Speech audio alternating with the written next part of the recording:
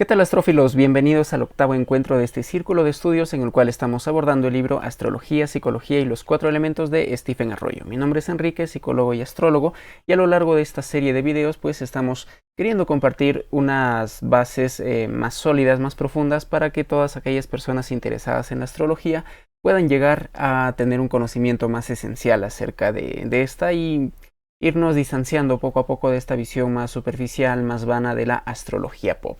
En efecto, pues ya vamos 8 videos con este. Puedes ir revisando los anteriores, en los cuales hemos estado viendo las bases de una astrología más seria, las bases de una astrología más profunda.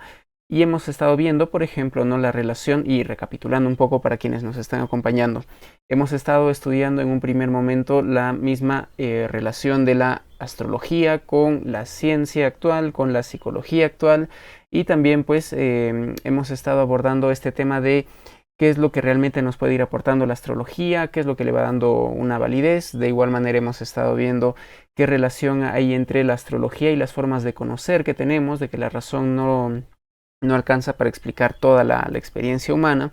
Posteriormente hemos estado sumergiéndonos ya en algunas otras cuestiones asociadas a la consulta astrológica, qué es lo que un astrólogo debería de ir conociendo, conocer sus límites, conocer en qué otros puntos debería de irse especializando más. Es decir, hay unas bases para pensar la astrología. La astrología es mucho más que solamente cartas astrales. Aprender astrología es mucho más que memorizar el significado de planetas, signos y casas. Aprender astrología implica transformar la visión que tenemos del mundo y de nosotros mismos, y a lo largo de estos videos hemos estado compartiendo esta visión. De igual forma, te recuerdo de que los días domingos nos estamos reuniendo con todo el grupo de estudios para poder ir dialogando y profundizando sobre algunos otros aspectos que quizá no están de una manera explícita en el libro, o que definitivamente necesitan ser complementadas de otra forma. Así es que si quieres ser parte, puedes encontrar el link en la descripción.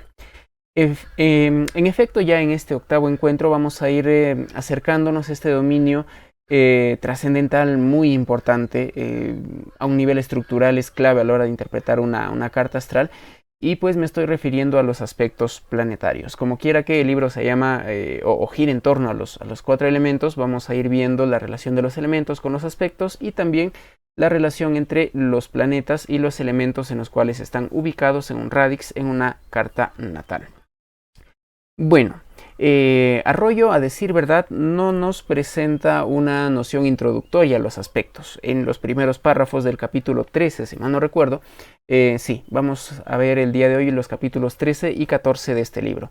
Entonces empieza ahí hablándonos de los quincunциos, de las semicuadraturas. Entonces, para ti que estás empezando quizá, o si no, para que puedas ir recordando también, te voy a ir compartiendo una introducción al tema de los aspectos.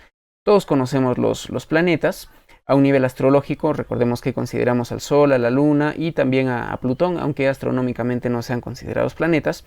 Pero bueno, vistos desde la Tierra en una carta astral, estos planetas van a estar en determinadas ubicaciones, y en toda carta astral se van a ir mostrando estas líneas de colores que van a ir conectando los planetas. Estas líneas reciben el nombre de aspectos, y la palabra aspecto tiene una etimología que nos remonta a la expresión de aspectare, mirar. Es básicamente la noción de que dos planetas se miran, y al mirarse se encuentran, al mirarse se forma un vínculo, al mirarse hay una dinámica, un vínculo entre estos principios planetarios. De ahí de que los aspectos, como vamos a ir viendo también y como lo señala Arroyo, nos muestran básicamente cómo es que esa energía propia de los elementos va fluyendo a partir de los planetas. Ya profundizaremos en eso. De momento me gustaría que puedas ir entendiendo de que estas líneas denominadas aspectos surgen de divisiones geométricas de todos los 360 grados de un círculo. Podemos ir viendo, por ejemplo, por eso que algunos planetas están en conjunción cuando están cerca uno del otro, o en oposición cuando están en lugares enfrentados, o en trígono, o en cuadraturas, o en sextiles, etc. Vamos a ir profundizando en estos ámbitos a partir del estudio de los elementos, también por la misma connotación del libro. Entendemos que la conjunción es un aspecto en el cual dos planetas están muy cerca unos de otros y generalmente dentro de un mismo signo. De ahí de que la conjunción nos estaría hablando de esa división de 360 grados entre 1. Entonces, básicamente lo que vamos a ir encontrando es el mismo punto. Por eso es que dos planetas diríamos que están en conjunción cuando están a 0 grados, si es que es un aspecto exacto, o que están muy próximos entre sí. Y que en definitiva van a ir acentuando ese signo y ese elemento. Hablamos de una oposición cuando los 360 grados se dividen en dos. Tenemos, por tanto, de que una oposición es una distancia angular de 180 grados, lo que va a ir enfatizando aquí todo un eje, es decir, dos signos que son opuestos y complementarios y también dos casas que están vinculadas, ¿no? El día domingo vamos a profundizar un poco más acerca de todo esto y las dudas que tengan quienes ya están en el grupo, pues guárdenlas para el día domingo poder explayarnos más en todo esto, ¿sí? Existe otro aspecto que es el famoso trígono, que resulta de la división de los 360 grados entre 3. Ahí encontramos ángulos de 120 grados. Los trígonos, en efecto, bueno, aquí hay un error en la diapositiva, deberían ser 120 grados, que es el resultado de dividir 360 entre 3, y que en este caso se va a ir enfatizando signos que son del mismo elemento. En este caso podemos ver ahí a Aries, a Leo y a Sagitario, que están conectados por líneas de trígono. Estos puntos son clave que los podamos ir entendiendo desde ahora.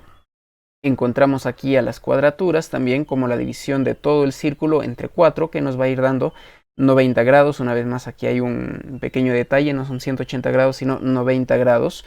Y en este caso lo que se va a ir enfatizando es la modalidad, es decir, si los signos son cardinales, fijos o mutables. De ahí de que ya hay un gran nivel de tensión porque la cuadratura, me adelanto, se va dando entre signos que son entre sí incompatibles, de polaridades, de modalidades diferentes. Bueno, de modalidades no, porque estamos hablando de cardinal, fijo, mutable, pero sí de esta naturaleza más esencial que decíamos, ¿no? Por ejemplo, la tierra en cuadratura al aire o al fuego, el agua en cuadratura de igual manera al aire o al fuego, pues nos está hablando de esa tensión interior. Luego tenemos como un aspecto mayor también a los sextiles, que vendrían a ser la división, ahora sí está bien, de los 360 grados entre 6. Por eso es que cuando dos planetas están a 60 grados de distancia angular, decimos que se encuentran en un sextil, y el sextil lo que va a ir haciendo es enfatizar esta polaridad de los signos femeninos o de los signos masculinos, de los, podríamos decir, los de naturaleza yang, como en este caso fuego y aire, o los de naturaleza yin, como agua y tierra. Todo esto de las naturalezas de los elementos ya lo hemos estado viendo en el encuentro anterior, donde hemos hablado de los equilibrios, o mejor diríamos del desequilibrio por énfasis o por déficit, por carencia, y la combinación de estos elementos, y también en el sexto encuentro, en el cual hemos ido profundizando en el significado o las expresiones de estos 4 elementos. De ahí que pueden ir repasando para ver esta cuestión de las naturalezas femeninas y masculinas. Sin embargo, como quiera que Arroyo nos habla de quincunциos, de semicuadraturas y demás, es importante también que nos vayamos familiarizando con los aspectos menores, que dicho sea de paso, desde lo histórico, pues han sido desarrollados por Johannes Kepler, este gran astrónomo y astrólogo, figura clave en la revolución científica, en la consolidación de la teoría heliocéntrica. Pues él plantea el estudio de los aspectos menores, que vendrían a ser, en teoría, aspectos menos fuertes, pero hay mucho que estudiar y que debatir aquí. Dentro de esta categoría encontraríamos a los semisextiles, por ejemplo, que vendrían a ser la división de todo el círculo entre 12. De ahí de que un semisextil es un aspecto en el cual dos planetas están a 30 grados de distancia, de distancia angular. Por eso mismo también indican cierta tensión, cierta incomodidad, porque en el caso de aquí que podemos ir viendo, Aries está en un semisextil a Piscis y también a Tauro, y son elementos incompatibles, como hemos estado viendo, el fuego con el agua y con la tierra. Luego encontramos también a este otro aspecto que es, podríamos decir, el complementario o el suplementario en términos geométricos del semisextil, que es el quincuncio, que es básicamente un aspecto, una relación angular de 150 grados. En el caso de los quincuncios también se evidencia una relación de tensión entre dos planetas que están en una distancia angular de 150 grados y que se encuentran en signos que tienen una naturaleza muy diferente. En este caso, pues, Un planeta, por ejemplo, que esté en el signo de Aries va a ir encontrando un quincuncio con planetas que estén en Escorpio o en Virgo. Y una vez más, la relación entre el fuego con el agua o con la tierra va a ser ciertamente disonante, desarmónica. Encontramos este otro aspecto de la semicuadratura, que vendría a ser básicamente la mitad de una cuadratura, que surge de la división de todo el círculo entre 8 partes iguales. De ahí de que la semicuadratura nos está hablando de una distancia angular de 45 grados, las cuales va teniendo también una naturaleza de tensión, evidentemente, ¿no? No es un aspecto armónico, no es un aspecto fluido, a pesar de que en algunos casos una semicuadratura se podría ir dando, por ejemplo, entre un planeta que está en Aries y Acuario. Por eso es que siempre es necesario ver el contexto más global de todo. En astrología, pues, si bien hay una base matemática rigurosa, astronómica, a la hora de la interpretación hay muchos factores que van entrando en juego, ¿no? Y por eso es importante el formarnos, el prepararnos bastante bien. Más allá de la semicuadratura estaría este aspecto, podríamos decir, suplementario, es decir, tomando la palabra suplementario como la cantidad de grados que le falta a un ángulo para llegar a los 180, ¿no? En este caso, pues, los 45 grados de la semicuadratura se ven complementados por los 135 grados de la sesquicuadratura, que evidentemente también nos habla de tensión. Y esto parte del principio del número 2, que luego se expresa en el 4, luego en el 8 también, que básicamente, y esto tenemos un vivo en el cual hemos abordado este tema de los aspectos. Esa transmisión en vivo tiene el nombre, si mal no recuerdo, acerca de las oposiciones en la carta astral, oposiciones y dualidades en la carta astral. En cierta parte de esa transmisión hablamos un poquito de la naturaleza de los elementos de los aspectos y los números, ¿no? Y el significado del 2, del 3, del 4, del 6 nos sirven para ir entendiendo la naturaleza también de todos estos aspectos, ¿no? Pero para empezar hay que quedarnos con la idea de que la sesquicuadratura es un aspecto menor de 135 grados que indica también tensión, ambivalencias, y que hasta donde hemos podido ir investigando tiene bastante relación con cuestiones de salud.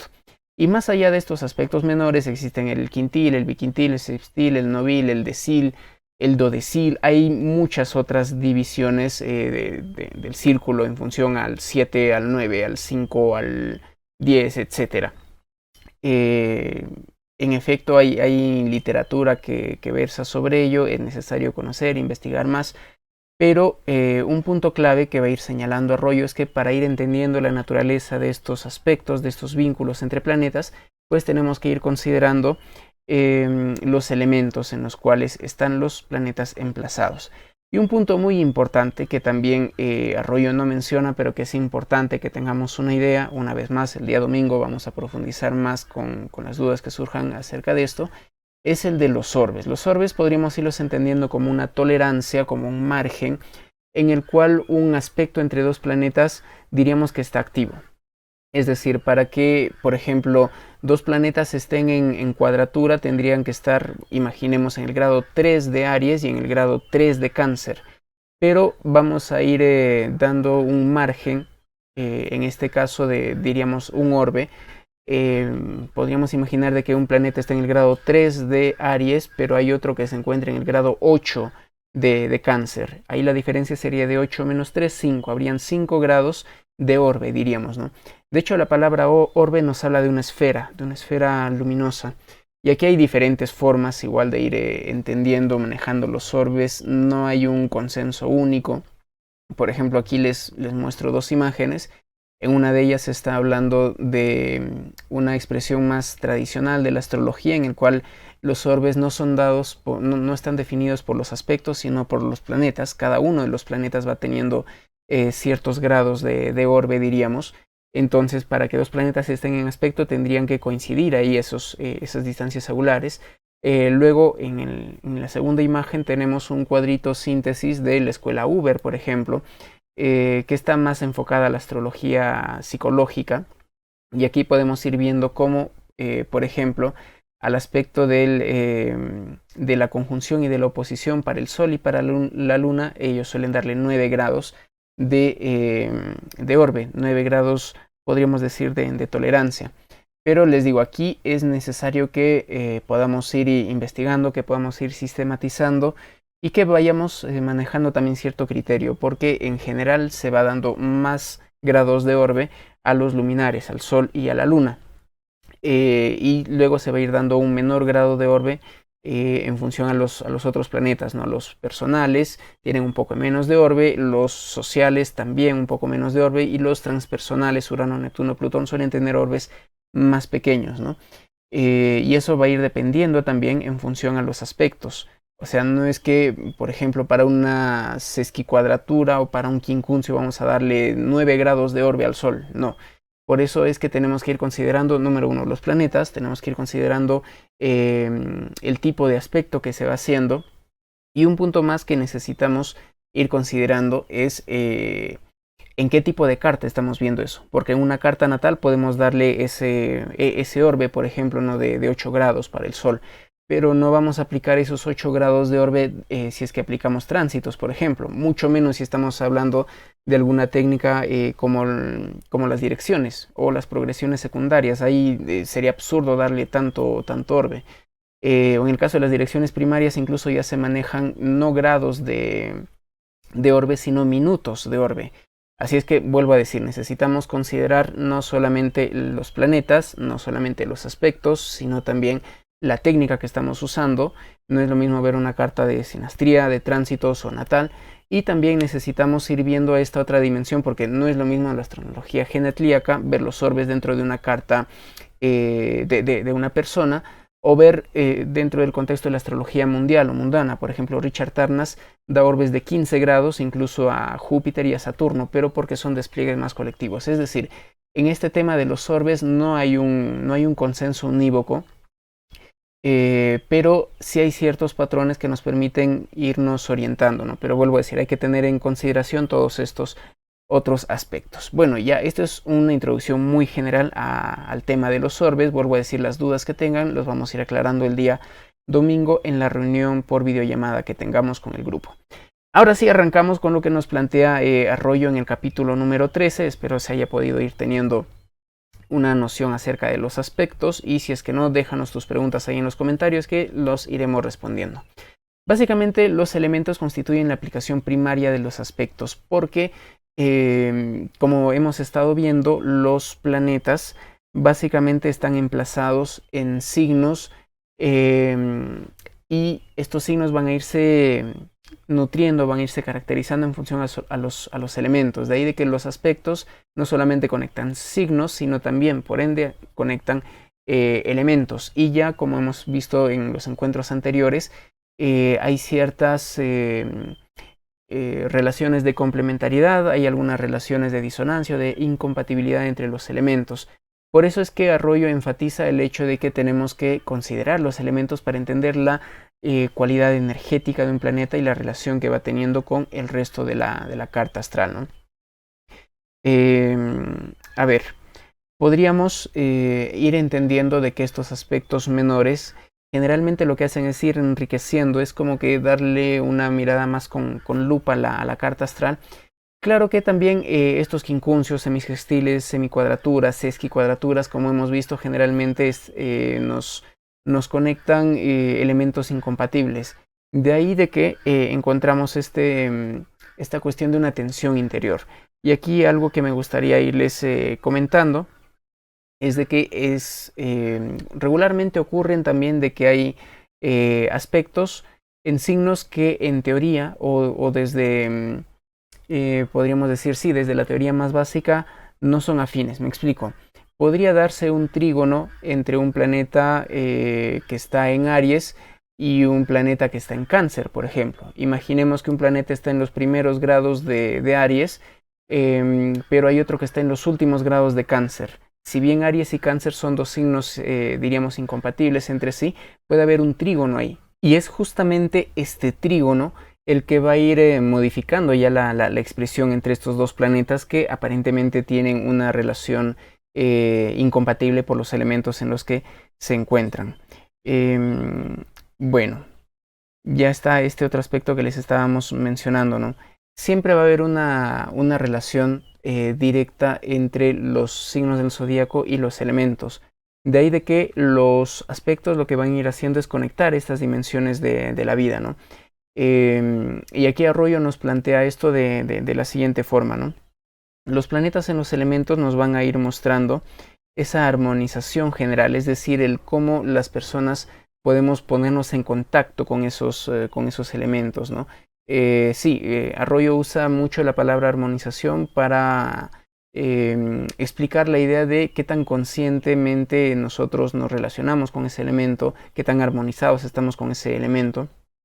Mientras que los aspectos planetarios, estos vínculos indicados por estas líneas de colores generalmente, nos van a ir dando información acerca de cómo es que estos planetas se van a ir vinculando y de alguna forma van a ir intercambiando esa energía que tenemos. Porque si bien desde lo teórico y desde los manuales recetarios astrológicos hablamos siempre de elementos aislados, por ejemplo un Venus en Virgo, este Venus en Virgo siempre va a tener algún aspecto, va a estar siempre en una casa y son todos esos factores los que van a ir dando la característica particular propia de ese Venus en Virgo, de esa carta astral, de esa persona en específico. De ahí de que estas generalizaciones de la astrología pop, esto es algo que lo decimos siempre, pues son sumamente ambiguas y poco útiles por ese mismo aspecto, ¿no? A ver, aquí en este quinto punto es importante entender o acercarnos a una diferente perspectiva que se va teniendo respecto de los aspectos en función a la astrología tradicional o la astrología moderna, ¿no? Tensión que, volvemos a decir, necesitamos ir resolviendo también. Es como si hubiera una cuadratura entre la astrología moderna y la astrología tradicional. O bueno, no entre las astrologías, sino entre los astrólogos que van decantándose por una astrología o por la otra, ¿no?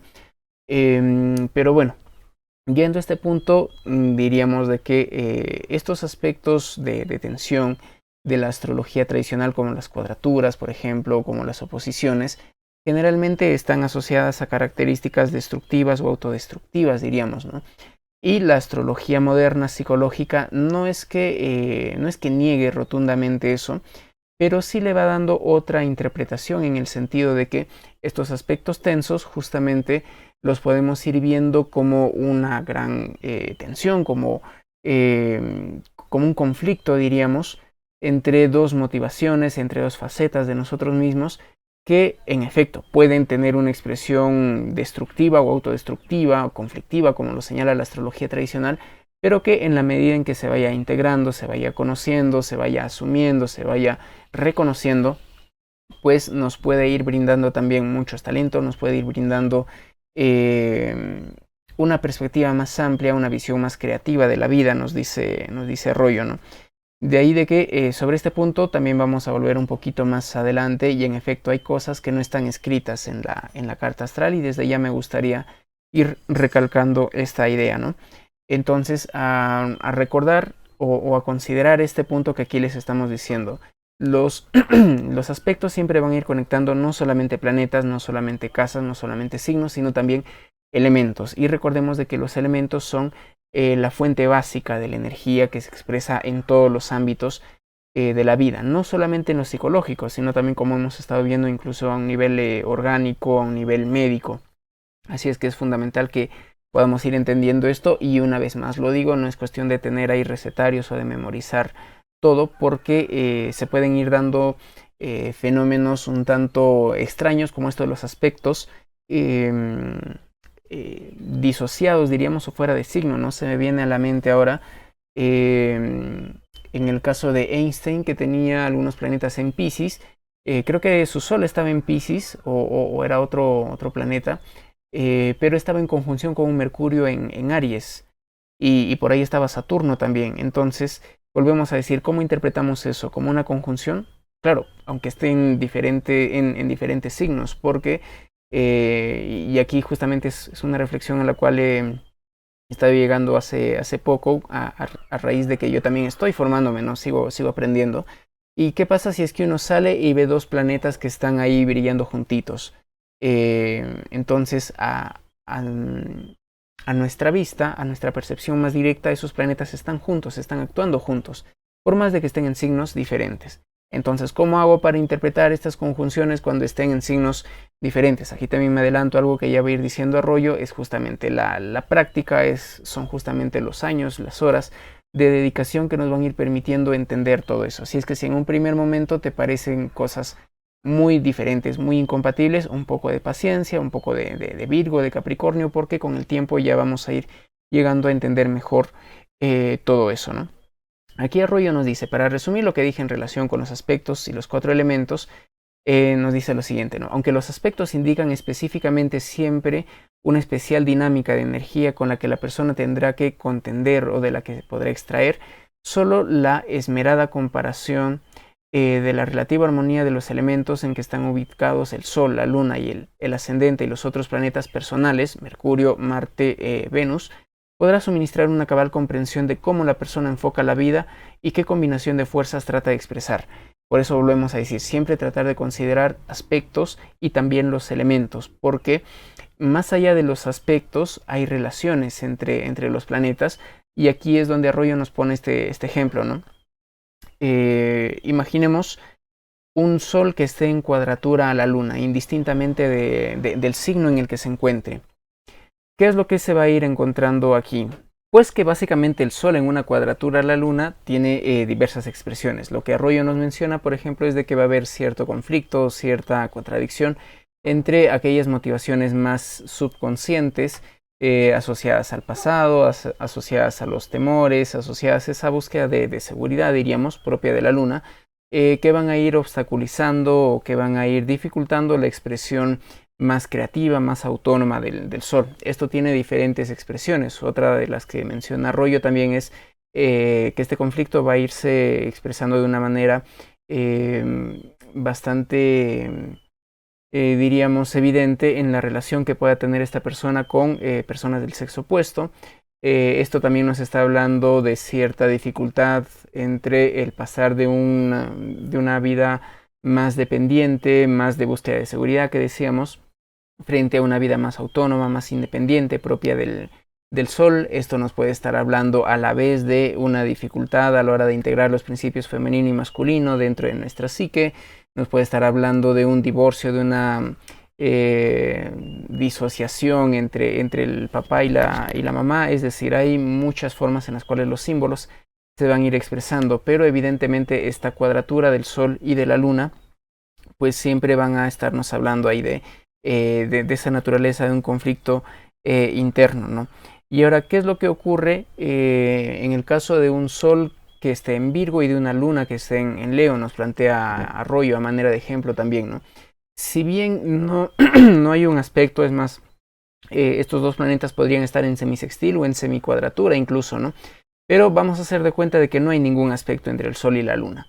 Por el simple hecho de que estén en signos contiguos y por ende en elementos completamente incompatibles, una vez más vamos a ir encontrando este conflicto, podríamos decir, esta ambivalencia o esta crisis, en tanto que, por ejemplo, el Sol en Virgo va a ir encontrando su razón de ser, su autoexpresión, este sentido incluso podríamos denominar más vocacional, desde actividades propiamente virginianas, más propias del servicio, más propias de la asistencia, de la ayuda, mientras que su Luna en Leo va a ir teniendo necesidades de mayor protagonismo, de mayor liderazgo, de mayor presencia a un nivel social incluso. Entonces, ¿qué es lo que va a suceder aquí? Que evidentemente en esta persona se van a ir mostrando tendencias un tanto dispares, bastante dispares, ¿no? La humildad de Virgo, decíamos por un lado, versus ese orgullo y autoengrandecimiento de una Luna en Leo. Generalmente en lo práctico lo que he podido ir observando es que es más cómodo para la mayoría de las personas, claro, siempre hay que ver la carta astral, pero nos resulta más cómodo estar en el dominio del signo, del elemento, de la casa, de la Luna, mientras que el ir llegando al Sol pues es algo que requiere de esfuerzo, de tiempo. Por ahí Saturno también forma una tríada muy interesante con la Luna y con el Sol, pero bueno, ese es otro tema.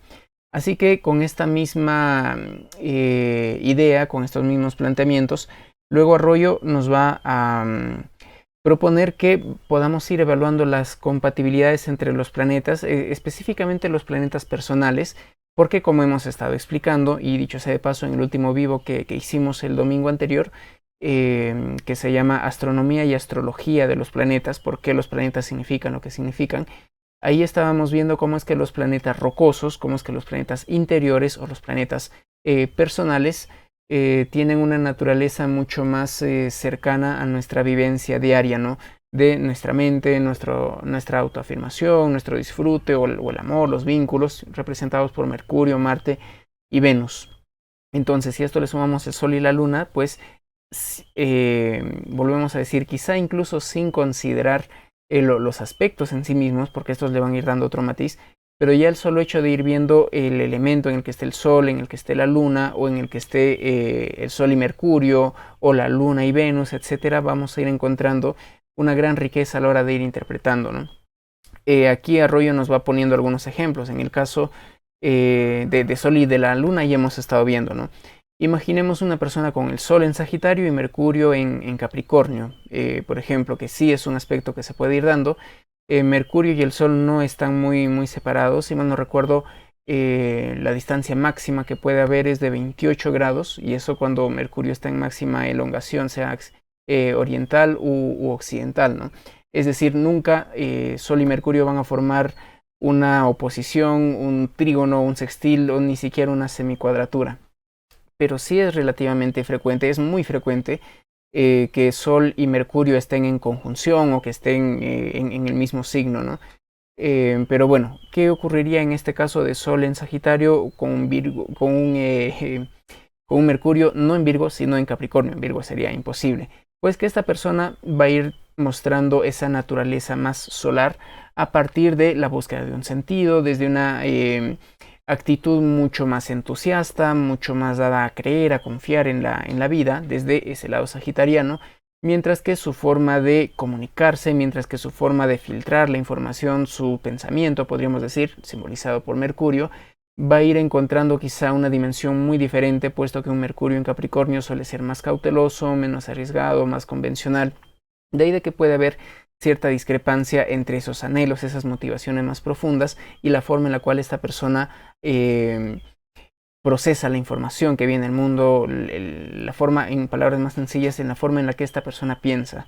De ahí de que hay una disparidad, diríamos, entre estos dos planetas. Vuelvo a decir, algo semejante ocurría en el caso de Einstein, que tenía un Sol en Piscis, mucho más conectado con esta naturaleza más mística, más musical, más cuántica de la vida, diríamos, pisciana, pero un Mercurio que además estaba en conjunción a Saturno en el signo de Aries.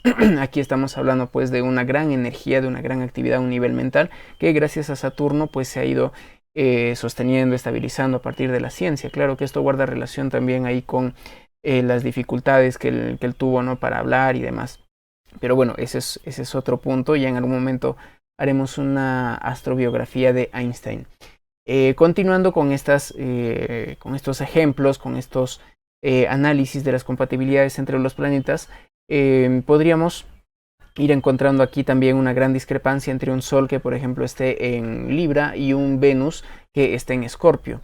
En este caso, pues la identidad de esta persona, la noción de autorrealización, de autoexpresión, va a ir partiendo más desde lo estético, desde lo armónico, desde lo social, desde, podríamos decir, ¿no?, una visión agradable y armoniosa de la vida, Sol en Libra.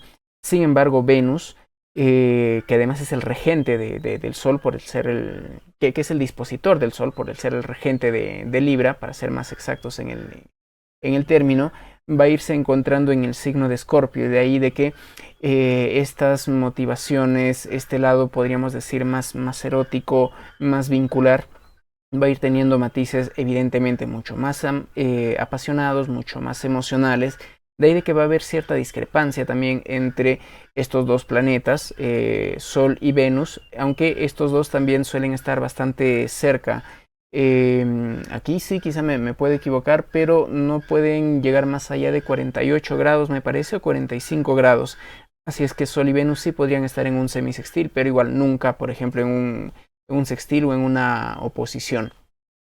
Y siguiendo esta misma línea, podríamos pensar ahora en el caso de una mujer. Nos plantea Arroyo que tiene, por ejemplo, el Sol en el signo de Acuario, pero que tiene un Marte en Tauro. Eso, recordemos, cuando hablamos en astrología, pues estamos hablando de diferentes dimensiones al mismo tiempo. Porque Marte, por un lado, va a ir representando esa forma en la cual una persona consigue sus objetivos, se autoafirma, pone límites, pero también nos está hablando de aquella figura masculina por la cual se va a ir sintiendo atraída, aquel principio más varonil, incluso se podría decir, que se va a ir buscando en una pareja. De ahí de que hay una gran discrepancia una vez más entre la estabilidad, las convenciones, la paciencia propias de Tauro versus esta necesidad de innovación, de libertad y de desapego propia de Acuario. Es decir, y volvemos a mencionar esto, incluso puede ser que no haya una cuadratura entre Sol y Marte. Si es que hubiera una cuadratura, pues este vínculo se enfatizaría aún más. Así es que es necesario siempre ir evaluando todo el contexto. Y Arroyo nos plantea en el libro un ejemplo más, el caso de una persona, en este caso de un varón, que por ejemplo tiene la luna en el signo de Libra y Venus que está en el signo de Cáncer. Una vez más, aquí estamos enfrentando el aire con el agua y también podríamos entender de que estas necesidades vinculares, esta forma de reaccionar más automática, como menciona Arroyo, asociadas a la luna, van a ir entrando en una contradicción con estos principios propios de Venus, que son justamente el encuentro con otra persona, el compartir, el agrado.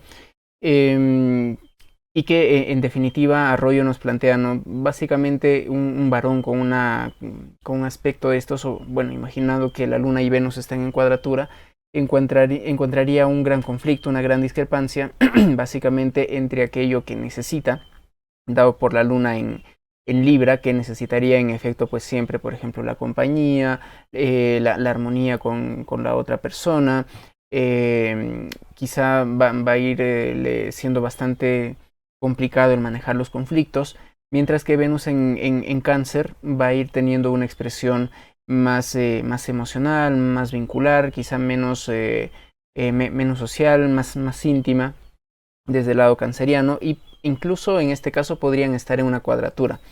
Sin embargo, aprovecho este ejemplo que nos va poniendo Arroyo, que básicamente lo plantea como una gran discrepancia entre las necesidades lunares y los deseos venusinos, que incluso podrían acarrear a temas de infidelidades y cosas por el estilo. Desde lo personal indicaría de que esta cuadratura tiene un matiz un tanto diferente porque estos dos planetas están en recepción mutua, es decir, la Luna está en Libra y Libra está regido por Venus, mientras que Venus está en Cáncer y Cáncer está regida por la Luna. Además, pues de que hay bastante afinidad entre estos dos planetas, por ser ambos de una naturaleza más vincular, de una naturaleza, podríamos decir, más húmeda ambos. Por eso es importante que analicemos el contexto de la carta. Y aquí también les menciono este punto que es de gran importancia, ¿no? Estos problemas y conflictos no se van dando solamente por los aspectos, decíamos, ¿no? Una cuadratura, una oposición, un quincuncio, no solamente tienen esas características por el aspecto en sí, sino también por los planetas que están en elementos muy diferentes. Y ese punto siempre lo tenemos que ir considerando, ¿no? Muchas veces nos olvidamos de los elementos en la práctica. Incorporamos una interpretación básicamente de planeta en signo, planeta en casa, pero los elementos son clave. Uno podría decir están implícitos dentro de los signos, pero a decir verdad, el estudio de los elementos nos puede ir dando un poquito más de profundidad y de riqueza en la interpretación, ¿no? Y aquí hay otro punto también más de cosecha propia, diríamos, que me gustaría compartir también con todos ustedes, y es que generalmente volvemos a decir, enmarcándonos dentro del ámbito de esta astrología más psicológica, de esta astrología humanística incluso, o en palabras de Rudyard, de una astrología centrada en la persona. Lo que más va a ir importando no es tanto la carta astral en sí, los conocimientos del astrólogo, que haga una buena interpretación, que la técnica, todo eso es importante, sí. Pero el aspecto fundamental aquí es qué es lo que la persona necesita, cómo es que la astrología y la interpretación de su carta astral le puede ir ayudando. De ahí de que esto lo aprendí de un astrólogo que también les recomiendo que puedan seguir. Él no está muy activo en redes sociales, pero tiene algunas conferencias aquí en YouTube. Su nombre es Alejandro Méndez Parnes. Es un gran astrólogo argentino a quien admiro bastante, sobre todo de este lado de la astrología más psicológica, más humanística. De él, por ejemplo, fui aprendiendo algo que de alguna forma más rudimentaria yo ya hacía, que es justamente conocer el motivo de consulta del consultante, valga la redundancia. Y casi siempre en el caso de una persona que quiera, bueno, hay personas que quieren conocer su carta astral solamente por autoconocimiento, bueno, solamente entre comillas, no es poca cosa, o solamente por curiosidad en algunos casos, pero hay algunos otros en los cuales las personas están pasando por situaciones difíciles, por indecisiones, por situaciones críticas.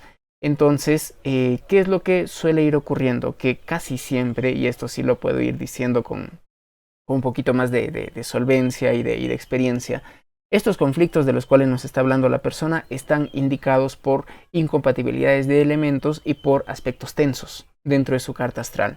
Es decir, siempre las cuadraturas, siempre estas diferencias entre elementos nos van a estar hablando de cosas que le cuestan vivir a la persona. Que al costarle vivir, evidentemente van a ir generando un destino, van a ir generando repeticiones, conductas compulsiones a la repetición, como diría Freud, situaciones que se van dando una y otra vez y que justamente nos están hablando de esa tensión interior, ¿no?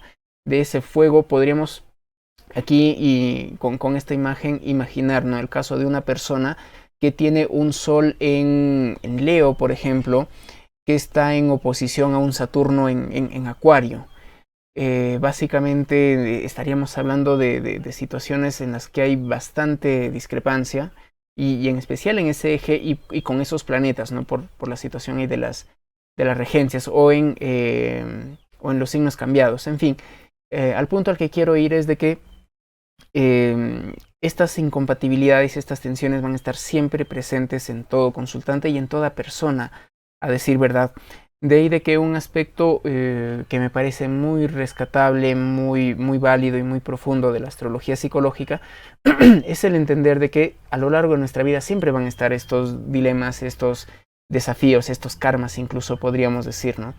Entonces el desarrollo de conciencia, el ejercicio de libre albedrío diríamos, está en el hecho de que una persona puede ir aprendiendo a identificar, reconocer, y luego esta palabra que está muy usada, pero que viene muy precisa aquí, de ir integrando esas motivaciones que son diferentes, que una persona pueda satisfacer esos impulsos, esas necesidades que son distintas, porque solamente de esa manera podemos ir siendo más íntegros, vuelvo a decir, más integrados, más completos, y de esa forma vamos a ir teniendo pues una vida plena también.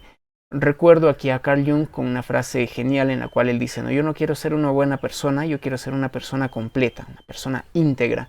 Claro, hay un contexto aquí de trabajo, ¿no?, con integración con la sombra, a la figura de la persona o al complejo de la persona.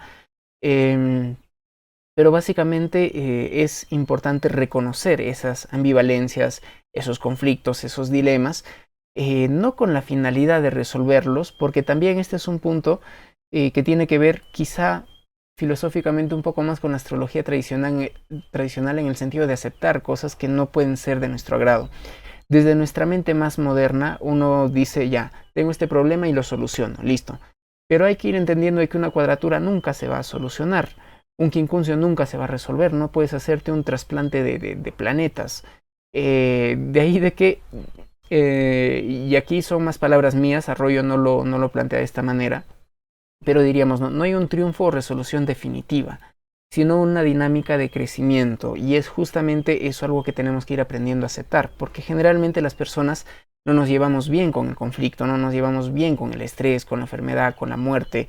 Entonces estos son ámbitos propios de la vida que necesitamos ir viendo frente a frente, que necesitamos ir resignificando incluso diríamos, porque por algo existen aspectos fluidos y también aspectos tensos. Y volvemos a decir, por algo existe lo caliente y húmedo, lo benéfico, pero por algo existe también lo frío y seco, lo maléfico, lo contrario a la vida. La vida y la muerte están danzando, creándose y recreándose una a la otra. De igual manera, la luz y la oscuridad están ahí en un ciclo constante.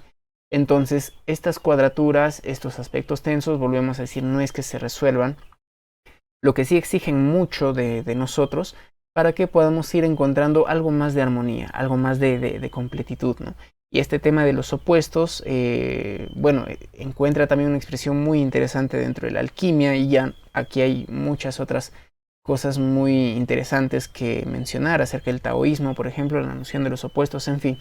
Pero aquí el punto clave que me gustaría transmitir, y que al final en las conclusiones lo vamos a volver a ver, es de que tenemos que aprender a vivir con estas dificultades, con estos dilemas que a veces nos pueden desgarrar el corazón, ¿no? O nos pueden partir en dos, pero es clave dentro del proceso de crecimiento. Y llegado a este punto, pues es hora de recordarles que nos vamos a ir encontrando este domingo, ahora sí a la hora cotidiana, de las 9:30 am, hora Perú-Colombia, para profundizar más en los puntos que hemos estado viendo, que estamos viendo aquí. Ya la próxima semana vamos a subir el penúltimo video, en el cual vamos a tener así un acercamiento bastante sutil, bastante general a lo que vendría a ser las casas astrológicas, los elementos y las casas astrológicas, y también cómo es que se comportan estos elementos en la sinastría, es decir, en la comparación de cartas natales. Si bien este es un tema mucho más amplio, mucho más complejo, bueno, Arroyo lo considera dentro del libro, así es que son capítulos que vamos a ir viendo también, ¿no? El de la compatibilidad de dos personas que tienen sus propias cartas astrales. Recuerda que si quieres una consulta astrológica conmigo, o si te gustaría apoyarnos con alguna donación, vas a ir encontrando los links aquí en la descripción. De igual manera nos ayuda muchísimo que puedas ir dejando tus comentarios, compartiendo, dando like, suscribiéndote al canal si es que todavía no lo has hecho. Y dentro de esa misma línea, pues te recomendamos este video que se llama Cómo leer tu carta astral, 7 errores frecuentes, en los cuales básicamente lo que queremos transmitir es de que no basta solamente estudiar planetas, aspectos, signos y casas. Y todo este curso, toda esta serie de videos de Aprende Astrología, serie profunda, tienen que ver con eso.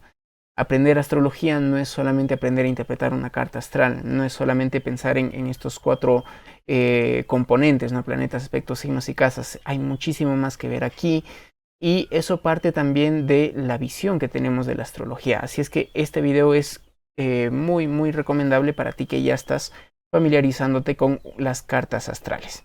Bueno, continuamos aquí ya con el capítulo número 14, en el cual dejamos de lado hasta cierto punto los aspectos y vamos a ir acercándonos a la expresión de los planetas en los elementos.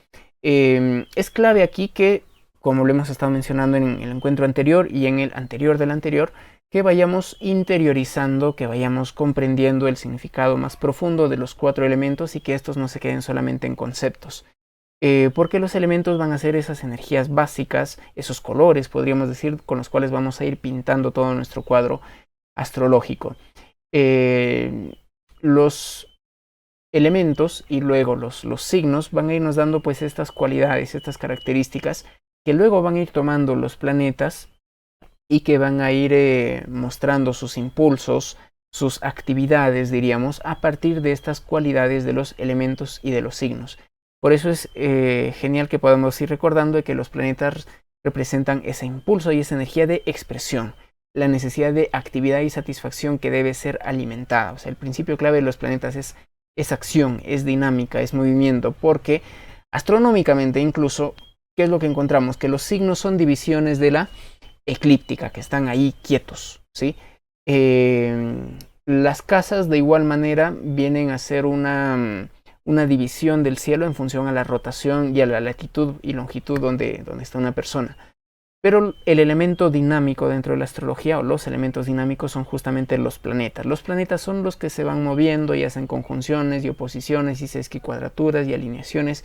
Así es que los planetas, volvemos a decir, desde lo astronómico, parte de lo astrológico. Los planetas están en actividad, en movimiento, en dinámicas.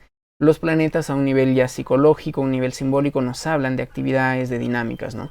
De ahí de que es importante que podamos ir entendiendo, y esto lo vamos a ir profundizando poco a poco, porque en el encuentro que tuvimos para hablar de los planetas, básicamente no profundizamos mucho, solamente compartimos los conceptos claves que va dando Arroyo, pero sí tenemos que ir sumergiéndonos, sintiendo el significado de los planetas. Ahora lo que mencionaríamos es de que los planetas en efecto nos van a ir diciendo cómo es que están o estamos, sintiéndonos como los planetas armonizados con estos elementos, y también cómo es que podemos ir sintonizando conscientemente, o como dice Arroyo, armonizando conscientemente con esos principios.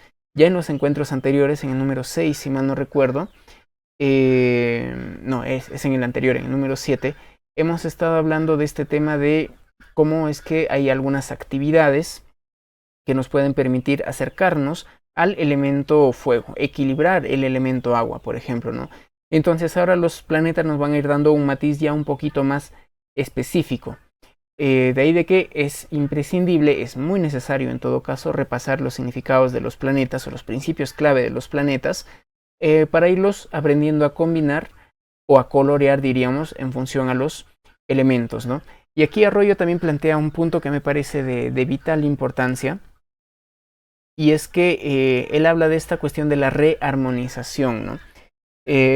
Pongamos este ejemplo. Al vincularnos, y esto es un preámbulo justamente para el siguiente encuentro en el cual vamos a hablar de la sinastría y de los vínculos, ¿no? Él nos pone este ejemplo, ¿no? Cuando una persona está relacionándose con otra, que puede ser su pareja, que puede ser su hijo, que puede ser un jefe, un amigo, qué sé yo, en definitiva, pues vamos a tener ciertas incompatibilidades también. Una cosa son las incompatibilidades propias dentro de nuestra carta astral, y otra es cuando ya interactuamos con otras personas. Lo que Arroyo nos va a ir planteando es de que una persona puede ir haciendo una rearmonización consciente, en el sentido de que, por ejemplo, yo sé que tengo un Mercurio en Sagitario, pero sé que mi pareja tiene un Mercurio en Cáncer. Entonces, quizá necesitamos un esfuerzo, el ejercicio de una voluntad, volvemos a decir, más consciente, para tratar de modular hasta cierto punto nuestra forma de comunicarnos, nuestra forma de pensar, porque nos vamos dando cuenta de que esa otra persona tiene su propia forma de comunicarse y de pensar. De ahí de que es importante, o esta es una ventaja también de la astrología, que nos permite ir comprendiendo a la otra persona y mejorando la relación que tenemos con ellos, ¿no? De ahí de que podemos ir haciendo, volvemos a decir, esto cuesta esfuerzo, hay cierta dosis de exigencia, no es algo que se dé de forma automática o por default, pero podemos ir rearmonizando esas energías, diríamos, ¿no? Para tener una mejor interacción con las otras personas, porque luego estas incompatibilidades que se dan en uno van a irse reflejando de una manera muy evidente en los vínculos que formamos, ¿no? Aquí había un punto que no lo tengo tampoco, me parece, en los apuntes, pero bueno, gira mucho en torno a esta noción de que, ya lo acabo de recordar, hay algunos elementos, a ver cómo lo diríamos, hay algunos componentes dentro de nuestra propia carta que nos son más fácil rearmonizar. Arroyo plantea específicamente en el caso de Mercurio, de Venus, de Marte y por ahí Júpiter y Saturno, ¿no? Es decir, nos es más fácil salir de esa zona de confort, de ese elemento en el que está, para poder comprender mejor los vínculos. Siendo un poquito más difícil el poder rearmonizar el Sol, la Luna o el ascendente, porque son justamente los aspectos o los componentes más marcados de nuestro carácter, de nuestra identidad, de cómo nos sentimos, ¿no? De ahí de que podríamos ir encontrando en un primer momento, sin que esto pueda llegar a ser algo definitivo, que por ejemplo consideremos bastante la posición de la luna de la otra persona en relación a nuestra luna, porque ahí pueden ir habiendo más dificultades, o lo mismo con el sol, dependiendo del tipo de vínculo, porque nos cuesta más rearmonizar la luna y el sol, ¿sí? Pero sí me parece que es un punto muy, muy importante este que va planteando aquí Arroyo en función a los vínculos, ¿no? Bueno, vamos aquí con Mercurio. Esto también lo vamos a ir aprendiendo de una manera más didáctica el domingo, pero básicamente podemos ir viendo a Mercurio como ese principio activo, como esa necesidad incluso, o como ese impulso de comunicarnos, de relacionarnos con el medio a partir del lenguaje, a partir del pensamiento, a partir de las habilidades manuales. También Mercurio tiene esa otra dimensión, que se va a ir viendo modificada, que va a ir teniendo ciertas características en función al elemento en el que se encuentre. Por ejemplo, Mercurio en un elemento, en un signo que esté en un elemento de fuego, pues va a ir teniendo una forma de comunicarse y de pensar mucho más rápida, mucho más entusiasta, quizá mucho más egocéntrica, mucho más centrada en sí misma, va a carecer de esa objetividad, de esa frialdad, incluso podríamos decir, propia de un Mercurio en otros elementos. Cuando esté, por ejemplo, en el elemento aire, pues se va a sentir súper cómodo por ser la naturaleza misma de Mercurio, de una característica mucho más abstracta, mucho más comunicativa. Va a ser un Mercurio un tanto más objetivo, su forma de comunicarse también quizá va a ser mucho más elocuente. Es decir, va a ir y este punto es clave, cada planeta, de acuerdo a sus propias características, va a ir teniendo ciertas afinidades también con los elementos. Volvemos a decir Mercurio, en tanto esa capacidad de intercambio de información y de relación con el mundo en los elementos de aire y de tierra, va a ir sintiéndose, podríamos decir, un poco más cómodo, ¿no? O en todo caso diríamos su naturaleza esencial se va a ir expresando de una forma más coherente con estos elementos. En el caso de un Mercurio en tierra, pues podríamos imaginar de una forma muy literal a una persona que habla de una manera mucho más lenta, que tiene pensamientos que son más convencionales, que le cuesta quizá abrir su mente a nuevas posibilidades. Es decir, hay diferentes expresiones de esto, incluso un Mercurio en el elemento tierra. Sus temas de conversación, sus intereses van a tener que ver con cuestiones mucho más concretas, quizás asociadas al trabajo. Y todo esto nos debe de ir llevando a esta noción de comprensión de la otra persona, ¿no? De salir de uno mismo para entender pues de que esta persona quizá me habla así súper lento porque tiene su Mercurio en Tauro.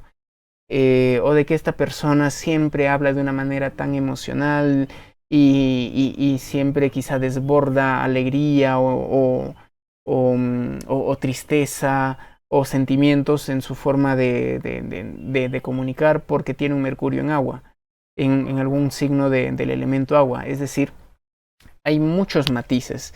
Claro que aquí estamos viendo solamente los elementos como una pauta primaria, ¿no? Porque luego ese Mercurio va a estar en aspectos con otros planetas, va a estar rigiendo algunas casas, es decir, ya se diversifica mucho más todo eso. Pasemos a Venus como ese principio de encuentro, como ese principio de intercambio. Guardan cierta relación, cierta semejanza Mercurio y Venus, en tanto que son planetas que nos relacionan con el mundo, pero en el caso de Venus está esta función de la valoración, está esta función de el ir encontrando algo que nos resulte agradable o algo que nos resulte también desagradable, y que en última instancia se expresa también pues a partir del sentido estético, del amor, de los vínculos afectivos y de todo eso, ¿no? De igual forma, ¿no? Un Venus, vamos a quedarnos ahora, recordemos que cada símbolo astrológico tiene diferentes dimensiones, tiene diferentes significados. Ahora vamos a irnos, por ejemplo, en el caso de Venus, Venus nos puede estar hablando de lo femenino en nuestra carta astral, nos puede estar hablando de qué es lo que nosotros valoramos y apreciamos dentro de nosotros mismos, nociones asociadas a la autoestima, al valor propio o a la autovaloración, mejor diríamos. Venus nos está hablando de aquello que nos resulta atractivo, agradable. Venus nos está hablando de estos lados o estas características amorosas o románticas que justamente buscamos. Es decir, Venus nos habla de diferentes ámbitos. Y todos estos ámbitos no es que Venus se exprese solamente en uno de esos ámbitos, sino que se expresan en todos ellos. Por ende es que, por ejemplo, un Venus en el signo de Aries, de Leo, de Sagitario va a estar fuertemente impregnada por esa característica más ígnea, más fogosa. Le va a ir resultando atractivo, agradable aquellas experiencias, aquellas personas, aquellas actividades que le permitan sentirse vivo, que le permitan romper quizá algunos límites, que le enciendan el entusiasmo, que le enciendan las pasiones. En el caso de un Venus que esté en un signo de aire, por ejemplo, lo que le va a ir resultando más, iba a decir cómodo, no tanto cómodo, eso tendría que ver más con Luna, pero lo que le va a ir resultando muy agradable, muy placentero, lo que va a ir valorando bastante también es justamente la capacidad intelectual de otras personas, el poder aprender, el poder conocer, el poder dialogar, el poder relacionarse con diferentes personas, el poder leer, por ejemplo, son características que no solamente van a ser actividades así sin más, sino que van a ir teniendo esta dosis de agrado, esta dosis de gusto, diríamos, ¿no? En el caso de Venus en un elemento o en un signo que sea del elemento tierra, pues esta noción de agrado, esta cuestión incluso de atracción va a girar en torno a cuestiones mucho más concretas, mucho más formales, mucho más prácticas.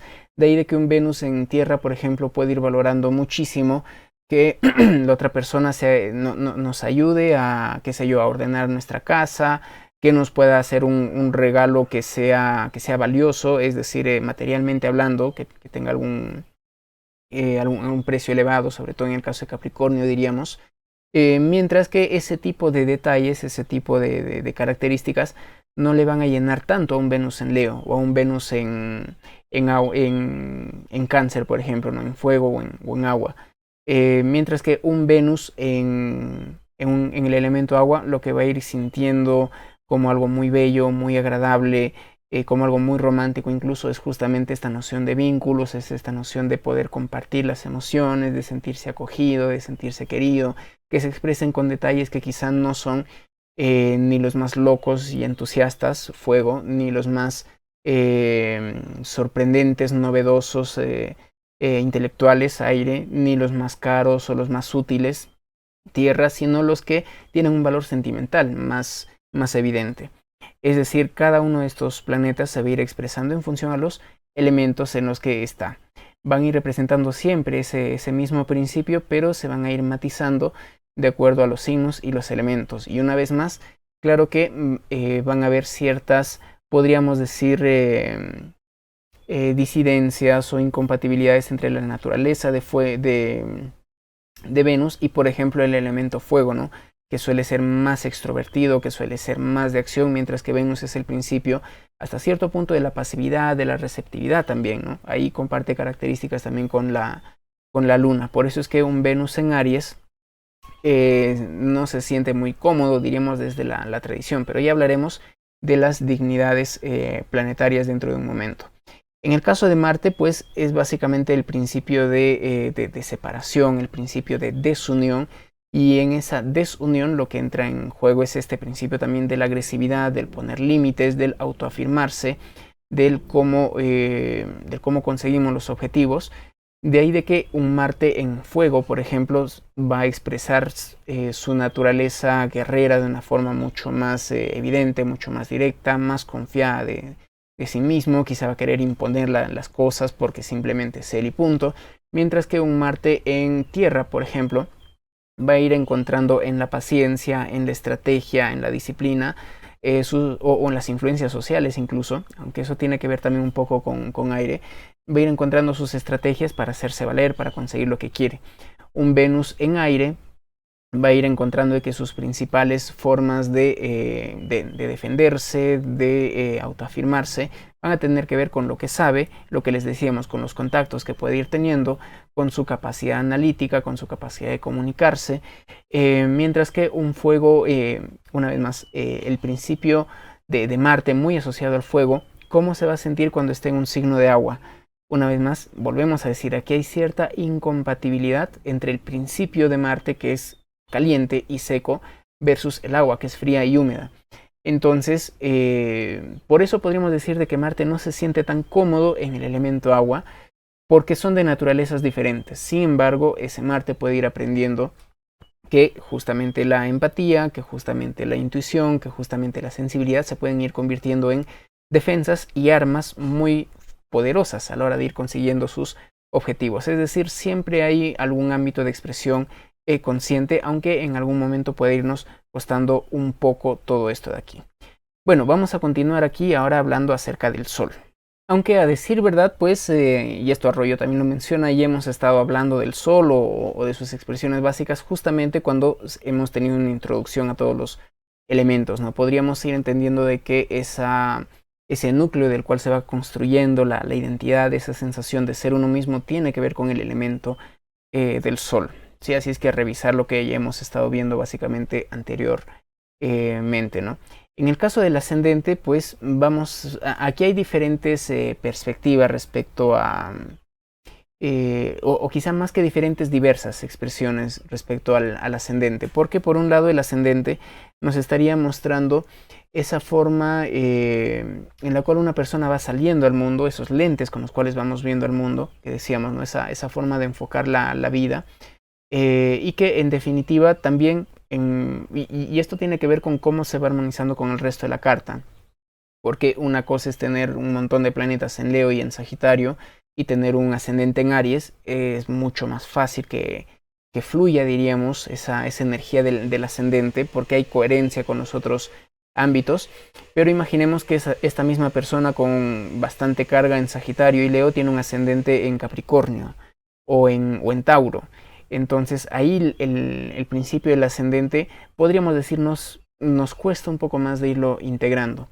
De igual forma podríamos ir viendo, ¿no?, de que un ascendente en el elemento fuego, básicamente su forma de presentarse frente a la vida, de iniciar la acción en la vida, es justamente esa, ¿no?, el ir tomando acción, el ir aprendiendo a gravitar en torno a su propia autonomía, sin depender quizá tanto de las reglas, de lo que piensen los demás o de qué tan objetivo vaya a ser eso, ¿no? Y el reto para una persona que, por ejemplo, tiene mucha tierra, un Saturno muy fuerte con un ascendente en Aries, es que pueda ir aprendiendo a tomar esa iniciativa de esa manera, ¿no?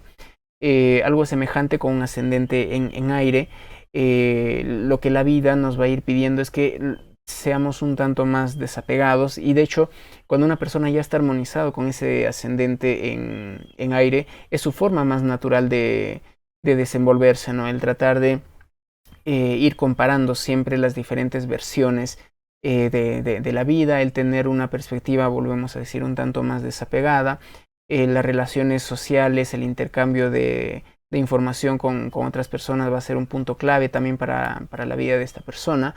En general, volvemos a decir, estas son pinceladas muy, muy, muy básicas, porque luego necesitamos ir viendo de que no es lo mismo un ascendente en Géminis que en Acuario. Y ya que vamos a eso, no es lo mismo ver cómo está ese Mercurio como regente del ascendente y cómo está ese Saturno como regente del ascendente en el caso de Acuario. O sea, hay muchos más matices, pero para hacernos una idea muy general es que Arroyo nos plantea eso en el libro, y también seguimos esa misma línea, ¿no? Un ascendente en el elemento tierra, básicamente lo que nos está diciendo es que la vida la vamos viendo, o si no, tenemos que ir aprendiendo a desarrollar esta visión como una constante relación con lo material, con lo económico, con el cuerpo, con las rutinas, con toda esta dimensión mucho más práctica de la vida. Igual, en función a los otros elementos de la carta, este ascendente puede fluir o puede irse convirtiendo quizá en un lastre, en algo que nos cuesta vivir, ¿no? Pero básicamente el ascendente en tierra lo que está llamado es a poder armonizarse, a poder conectarse bien pues con estas dimensiones más concretas, más pragmáticas de la vida. Mientras que el ascendente en agua tiene esta noción de ver, de desenvolverse dentro del mundo, dentro del ámbito de las emociones, de lo psíquico, de los vínculos profundos con las personas. Me viene a la memoria ahora el caso de una persona que tiene un estelium en Acuario en la casa 11, que tiene la luna en Géminis y que tiene un ascendente en Piscis, y no tiene ningún otro planeta en agua salvo Saturno, me parece que está en Cáncer. Entonces ahí ya podemos ir viendo de que ese ascendente le va a costar mucho más vivirlo, ¿no? O sea, es esa forma de enfocar la vida más sentimental, más desde la emoción, más intuitiva, le va a ir costando bastante porque gran parte de su carta es muy aire. Y sería interesante también que me puedan ir dejando aquí en los comentarios qué tipo de incompatibilidades es que ustedes van sintiendo que en efecto, como decíamos hace un rato, les desgarre el alma o son más complicados de vivir, ¿no? Pero volvemos a decir, dentro de esas diversas posturas del ascendente, claro, está el ascendente como nuestra expresión física, como nuestra constitución, como un indicador de la salud, incluso junto con la casa 6. Pero está este otro lado más de la psicología o de la astrología psicológica humanista, en el cual el ascendente se nos va planteando también como un reto, como un aprendizaje para ir incorporando. Aquí lo podrían ir estudiando Eugenio Caruti con su libro Los Ascendentes, que Es un libro un tanto técnico, no lo recomiendo para alguien que esté empezando, salvo que tenga mucho aire. Esa es una ventaja de saber astrología, ¿no? Que ya uno se puede ir dando cuenta de que en función de nuestra propia carta hay algunos autores, algunos libros, algunos enfoques que van a ser más afines a nosotros. Pero muy recomendable ese libro de Ascendentes de Eugenio Caruti, un astrólogo a quien admiro y que hemos recomendado también aquí en algún momento. Cuando hablamos de la luna, estamos hablando de este trasfondo más básico, más automático, más inconsciente, que está ligado a pautas de crianza, que está ligado a experiencias que hemos tenido cuando éramos niños. Es decir, hay en cada planeta hay diferentes ámbitos de expresión. La luna nos está hablando de nuestra zona de confort, lo que nos va dando seguridad, nuestras reacciones emocionales más automáticas, o nuestra forma, diríamos, sí, automática de responder frente a la vida. La luna nos está hablando de nuestras formas de apegarnos a otras personas, sea evitativo, sea ambivalente, bueno, sea lo que fuere, ¿no? La luna nos está hablando, por ejemplo, de esa figura de lo femenino en tanto materno que tenemos en nuestra mente. La luna nos puede estar hablando también literalmente de algunas características propias de la mamá, es decir, hay muchos ámbitos. La mente subconsciente, por ejemplo, o sea, hay muchos ámbitos que tienen que ver con la luna.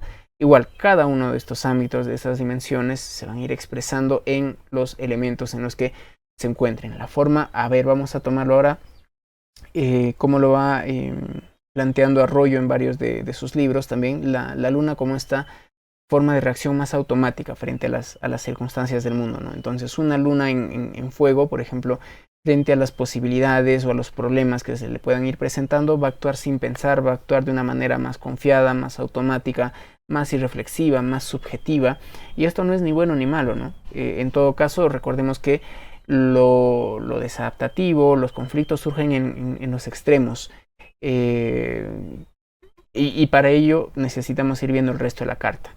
Sí, pero estamos hablando de eso, de una reacción más espontánea, más irreflexiva, en el caso de fuego.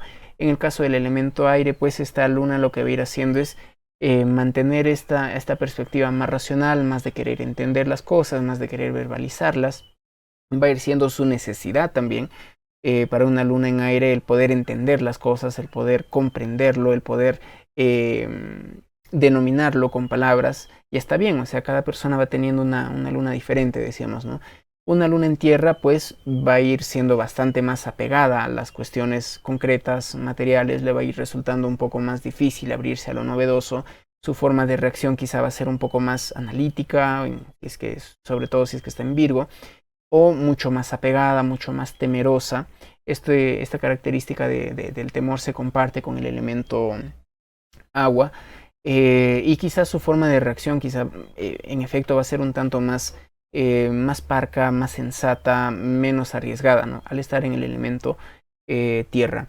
Mientras que la luna nos va a estar hablando en el elemento agua de que la principal forma de responder frente a la vida, a los vínculos y demás va a ser desde la emoción, va a ser desde la empatía, va a ser desde esa vivencia profunda y psíquica de los sentimientos. De ahí de que hay diferentes formas en las cuales todos estos planetas se van a ir expresando. Aquí estamos dando, vuelvo a decir, ciertas pinceladas para que uno pueda ir teniendo una idea muy general con todo eso. Vamos aquí con Júpiter y con Saturno, que tienen ya una categoría diferente porque estamos hablando de planetas sociales. En el caso de Júpiter, estamos tomando las palabras de Arroyo, estamos hablando de cómo una persona busca crecer a un nivel a ver, ¿cómo lo podríamos decir? A un nivel de sentido de vida. Cómo una persona busca generar la confianza, cómo una persona busca a Dios, incluso podríamos decir, ¿no? O la noción de Dios. Entonces, de igual manera, este Júpiter va a irse expresando en función a los elementos en los que se encuentre. Un Júpiter en fuego básicamente va a ir encontrando esa sensación de sentido más grande o de confianza en la vida en la medida en que pueda ir venciendo dificultades, en la medida en que pueda ir siendo capaz de expresar lo que quiere en actividades que sean un tanto más individuales incluso. o a veces en mismas expresiones asociadas a la religión, en la creencia firme en algo que no necesariamente puede ser muy objetivo, pero que sí parte como de una corazonada, podríamos decir, ¿no? En el caso de un Júpiter en aire, que se siente bastante cómodo también por estas mismas afinidades, en el caso de la Luna, se siente muy afín evidentemente en el elemento agua, dicho sea de paso. Bueno, pero ya en el caso de Júpiter en aire, pues esta persona va a ir viendo cómo su visión del mundo se ensancha y se hace mucho más grande en la medida en que más interacción social pueda tener, en la medida en que más pueda leer, en que más pueda conocer, que pueda viajar también de alguna forma. El elemento aire y los viajes y el desapego son algo que tienen que ver mucho aquí con Júpiter eh, el elemento aire. Se me viene a la memoria también, hoy día lo estamos recordando mucho a Einstein. Él tenía un Júpiter en Acuario, lo cual tenía que ver mucho con este lado más apátrida, más humanista, más de luchar en contra de las injusticias y cosas por el estilo. Es decir, uno deposita su confianza, uno siente que está haciendo o que está dirigiéndose hacia una meta que va más allá de uno mismo a partir justamente de estos impulsos jupiterianos, ¿no? Impulsos jupiterianos que desde el elemento tierra se van a ir plasmando, por ejemplo, en el logro de objetivos materiales, en la concreción de determinadas metas, objetivos. Puede ser un tanto contradictorio. De hecho, Júpiter no se siente muy cómodo en signos de tierra porque su naturaleza misma es la del crecimiento, la expansión, lo volátil, la elevación. Pero aún así podríamos ir viendo, ¿no?, cómo es que una persona va encontrando su fe ahí, en esta dimensión más terrena. Por ejemplo, un Júpiter en Virgo que no se siente bastante cómodo porque justamente está en exilio, porque está en el signo opuesto al de su regencia, que es Piscis. Podría ir encontrando su fe en la ciencia, que es un tema que también con frecuencia mencionamos aquí, o que puede ir encontrando una confianza en las matemáticas, en el estudio más analítico, más material y objetivo del mundo, pero que sigue siendo una fe a fin de cuentas, ¿no? Mientras que Júpiter en agua va a ir encontrando este lado mucho más místico, mucho más empático, mucho más sensible, y va a ir creciendo, justamente va a ir encontrando esa confianza, va a ir encontrando a Dios o el sentido de su vida, mientras más se permita irse desenvolviendo en el mundo de las emociones, de los sentimientos y de los vínculos, ¿no? En el caso de Saturno, mientras preparaba las diapositivas decía, antes de que se me olvide les voy a decir, les recomiendo, sobre todo desde esta perspectiva de la astrología psicológica, que puedan conseguir incluso en físico el libro Saturno de Liz Green. Un nuevo enfoque de un viejo diablo, me parece que es el subtítulo de Saturno. En definitiva, Liz Green es una maestra en la astrología, porque tiene un gran conocimiento de la mitología, tiene un gran conocimiento del esoterismo, tiene un gran conocimiento de la psicología junguiana. Ella habla de manera magistral de los mitos, de la alquimia, de las dinámicas de los complejos psicológicos, es decir, es una maestra, es una super capa. Dicho sea de paso, ella es virginiana, si mal no recuerdo, tiene sol en Virgo, por ahí creo que un ascendente en Escorpio, lo cual le da esta visión más profunda, más compleja de la vida. Entonces, muy recomendable el libro Saturno de Liz Green. Saturno lo podríamos ir entendiendo como una especie de freno, como un principio de inhibición, como aquel planeta que nos va a ir restringiendo, que nos va a ir generando una sensación de inseguridades incluso, ¿no? De ahí de que Saturno pues muchas veces va a ser como ese talón de Aquiles que vamos teniendo, sobre todo en un primer momento de la vida, porque luego ya con la experiencia, con el tiempo, atributos propios de Saturno, pues uno va incorporando mejor esto, ¿no? En el mejor de los casos, no siempre es así. Pero un Saturno que esté presente en el elemento fuego se caracteriza, y esto se ve bastante en la consulta, como una especie de afección o de limitación en la valoración que esta persona tiene respecto de sí misma. Es como un fuego que en última instancia está apagado, o que necesita de algo para encenderse y que le cuesta mucho encenderse, ¿no? De ahí de que aspectos asociados incluso a la vitalidad, a la confianza, son puntos que nos cuesten. ir viviendo. El punto con Saturno es que no es algo que nos resulte indiferente, no es como que algo que uno no tiene y no le interesa, sino que está ahí como una incomodidad, como una piedrita en el zapato que en algún momento queremos poder podernos librarnos de ello, ¿no? De ahí de que Saturno en los signos de fuego no se siente muy cómodo, de hecho se siente en exilio en Leo, está en caída en Aries, porque su naturaleza, recordemos, es más fría y es más seca, ¿no? Claro, la cualidad de seco se comparte con el fuego, pero aún así Saturno, por eso es que muchas veces puede generar problemas, diríamos, en el caso de su presencia en el elemento fuego, pero eso no quiere decir que toda la vida tenga que ser de esa manera, ¿no? Porque Saturno también, así como incomoda y limita, luego nos ayuda a construir algo sólido, algo perdurable, algo real, diríamos, en ese ámbito de la vida, ¿no?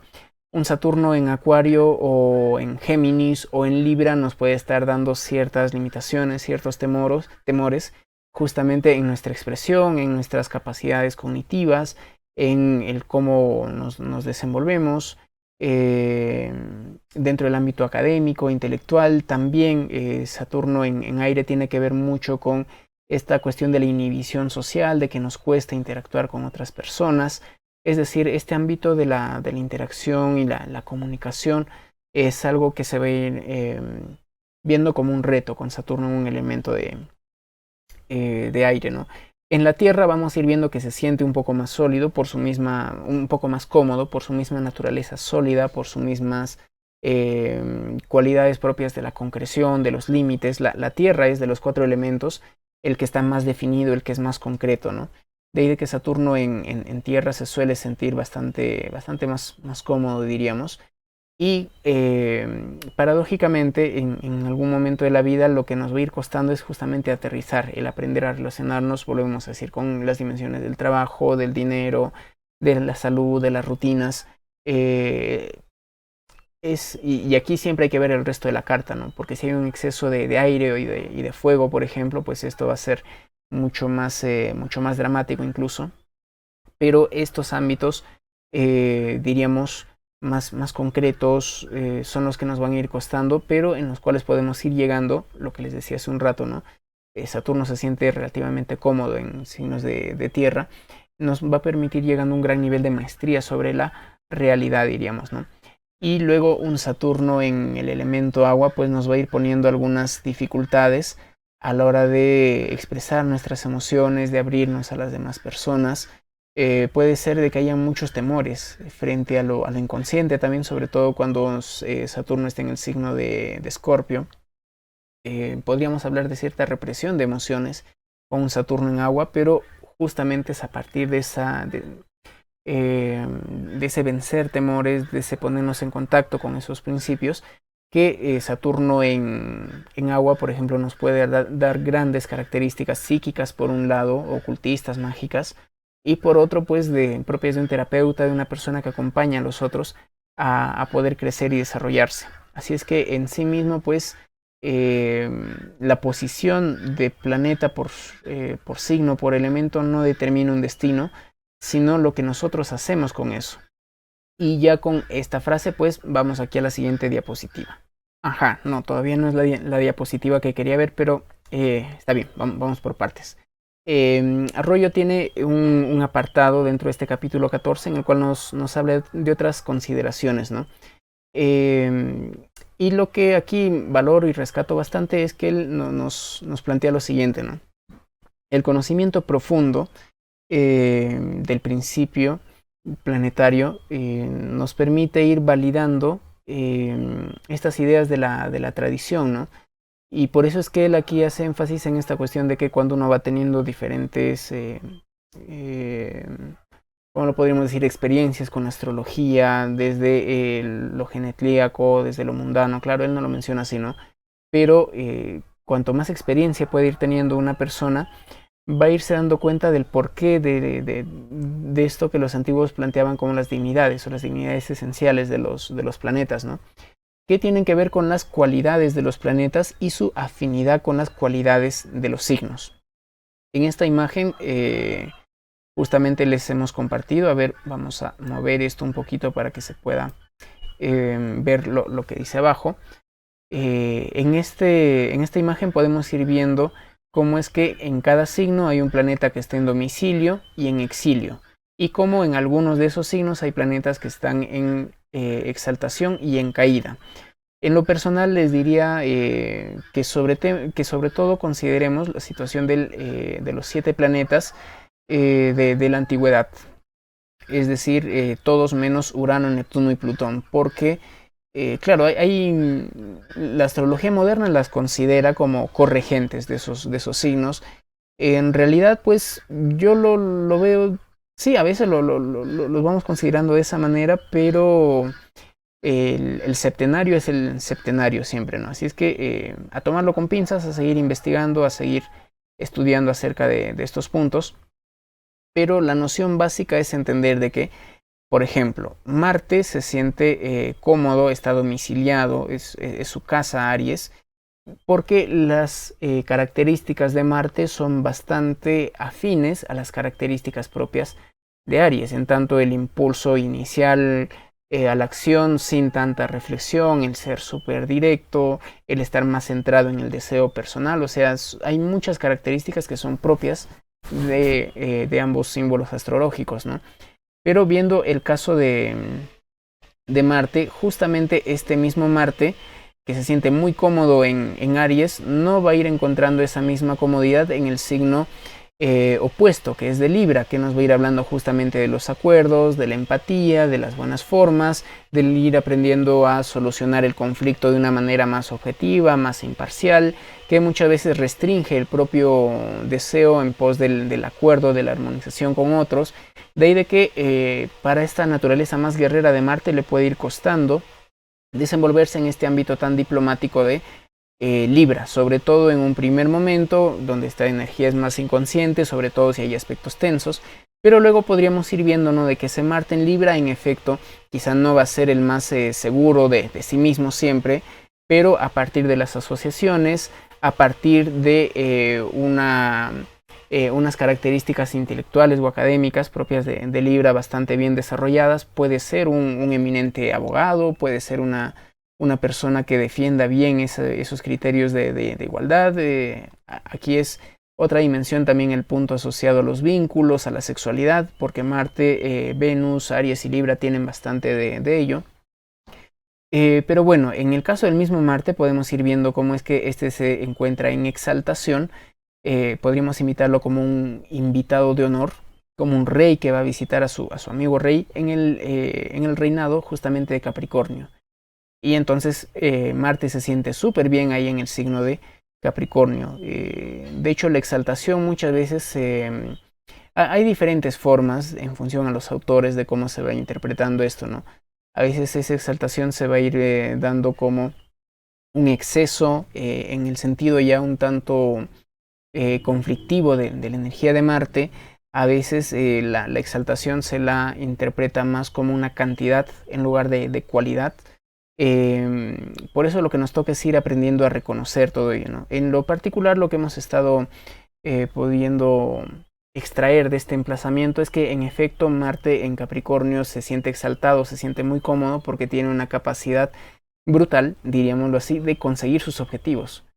Porque esta naturaleza más de acción, más de consecución de sus logros, más de satisfacción del deseo, se va encaminando muy bien desde la estructura, desde la planificación capricorniana. O sea, Capricornio como que ayuda a sostener toda esa energía de Marte para que no se disipe de una forma muy rápida, y en efecto pues esto tiene que ver bastante con una gran capacidad de logro, de trabajo a un nivel más social, más laboral, ¿no? O sea, podríamos decir que es un buen emplazamiento para que una persona pueda triunfar en el ámbito económico, laboral, vuelvo a decir, profesional. Pero vuelvo a decir, hay que ver el contexto de la carta siempre, porque ese Marte puede estar en una cuadratura a Neptuno, por ejemplo, puede estar en conjunción, qué sé yo, a la Luna. Entonces hay otros factores ahí que siempre van a ir matizando, pero retomamos esta idea y por eso mismo Marte se encuentra en caída en Cáncer, ¿no? Ya ustedes pueden ir sacando ahí sus conclusiones, ¿no? o el domingo vamos a hablar también de esto. De ahí de que rescatamos, ¿no?, una vez más esta idea que Arroyo nos plantea de que cuando uno va comprendiendo la naturaleza de los planetas y de los elementos, va entendiendo por qué es que los antiguos no es que lo pusieron al azar, sino que lo hicieron bajo un criterio, bajo una lógica, porque es que ellos hablaron de estos términos, ¿no?, de la exaltación, de la dignidad, de la caída, del exilio o también de la regencia y del detrimento, que son palabras que se suelen usar, ¿no?, en lugar de dignidad y exilio. Por eso es que decíamos que la calidad del signo, las cualidades del signo, a veces pueden ir interfiriendo con la expresión pura del principio, lo que les decíamos, ¿no? La expresión pura de Marte es acción, sin reflexión, satisfacción del deseo, hacer lo que quiero y listo.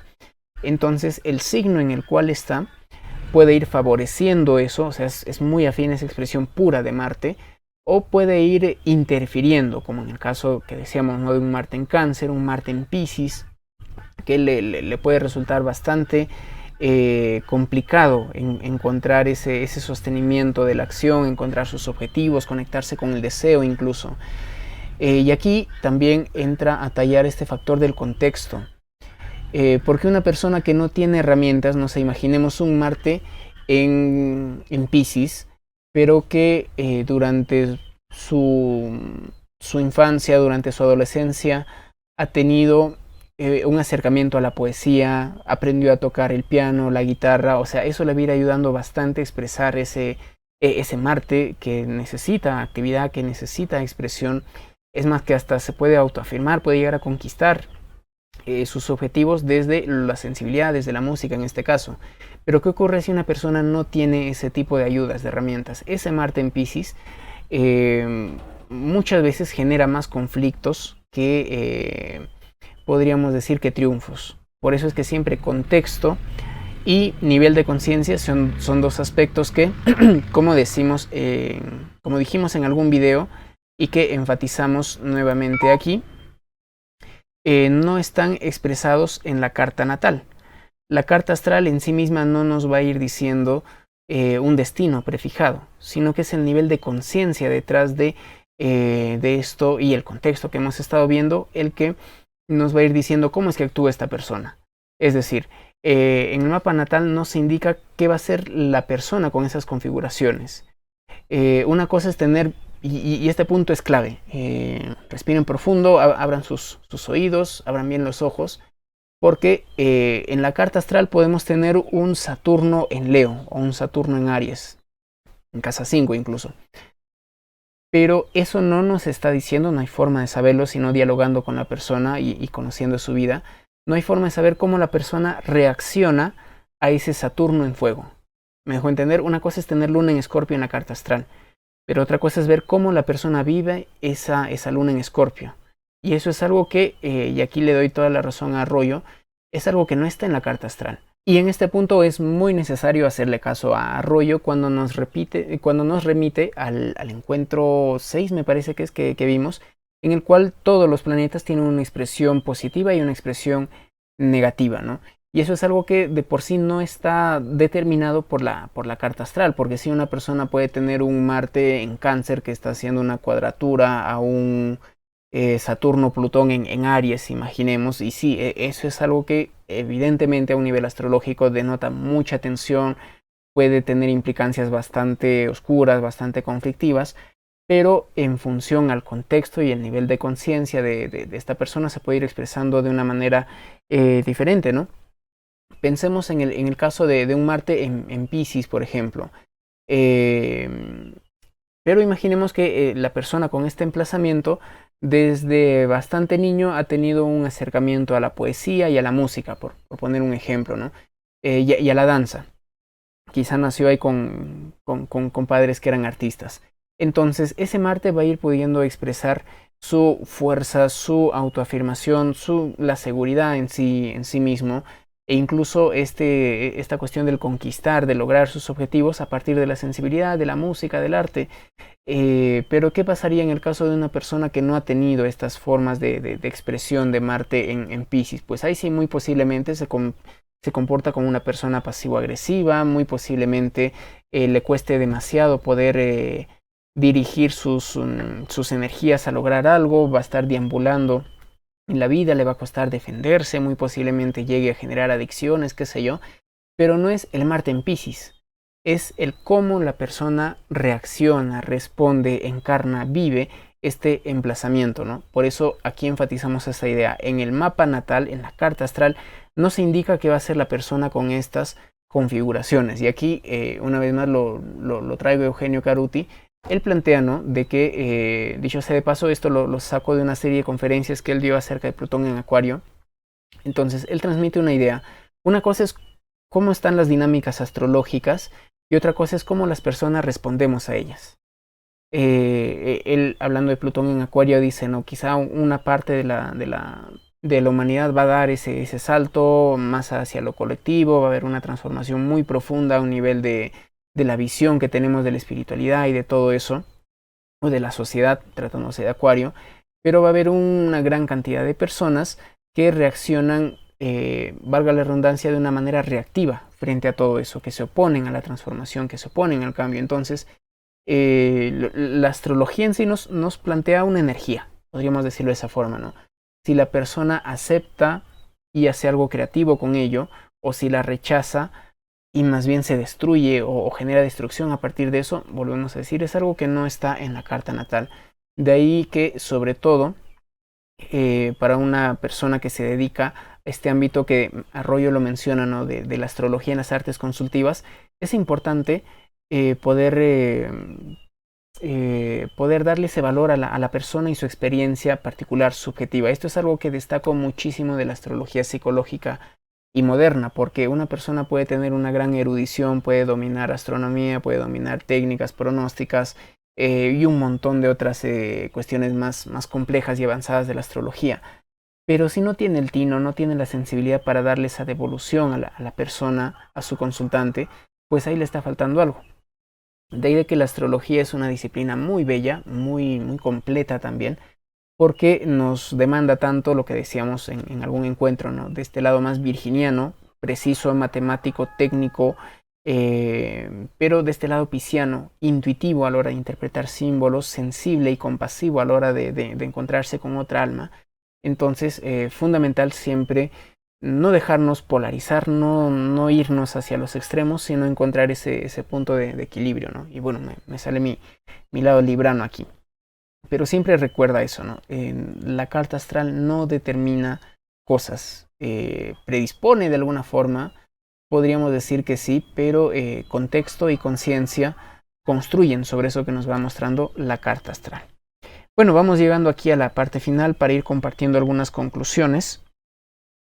En lo que les decía, ¿no?, la comprensión de los aspectos y su relación con los elementos nos puede ir brindando mucha más profundidad a la hora de abordar una carta natal, sobre todo cuando en el ámbito de la consulta astrológica partimos de un motivo de consulta.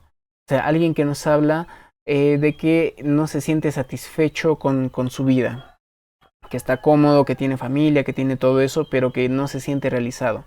Y quizá vemos su carta astral y nos vamos dando cuenta de que la luna y el sol están en cuadratura, o en quincunциos, o en elementos incompatibles. Entonces ya desde ahí podemos irle explicando eso, ¿no? Que es algo que voy haciendo, por ejemplo, en consulta, y encontramos otras formas en las cuales esta luna y este sol se pueden ir expresando. Pero siempre el entender elementos, aspectos, planetas, pues requiere también de ese desarrollo de la intuición, diríamos, ¿no? No solamente de memorizar recetarios, como decíamos. Y nunca dejar de lado esta cuestión de los elementos. Porque como mencionaba en el video que subí, ¿no?, de 7 errores al interpretar la carta astral, les decía, solamente planetas, signos, casas, aspectos no bastan. Necesitamos considerar elementos, necesitamos ver este tema de la síntesis a partir de las regencias, necesitamos considerar el contexto y el nivel de conciencia. Es decir, la astrología es mucho más que sacar mi manual de planetas en signos y decir, tú eres así, te va a pasar esto, de seguro eres aquello. No va por ahí una astrología bien entendida, bien practicada, ¿sí? Una segunda conclusión sería de que, en definitiva, esto es algo innegable, los elementos van a ir coloreando, matizando, dando otras cualidades al funcionamiento de los planetas. que tienen sus propias características. Estos pueden ser más afines o pueden ser más incompatibles. De ahí de que el desarrollo de esa conciencia, el compromiso con el crecimiento, el desarrollo de estas capacidades más propias de los estoicos, volvemos a decir, del tener un dominio de sí mismo, del aprender ¿cómo lo podríamos decir de otra manera?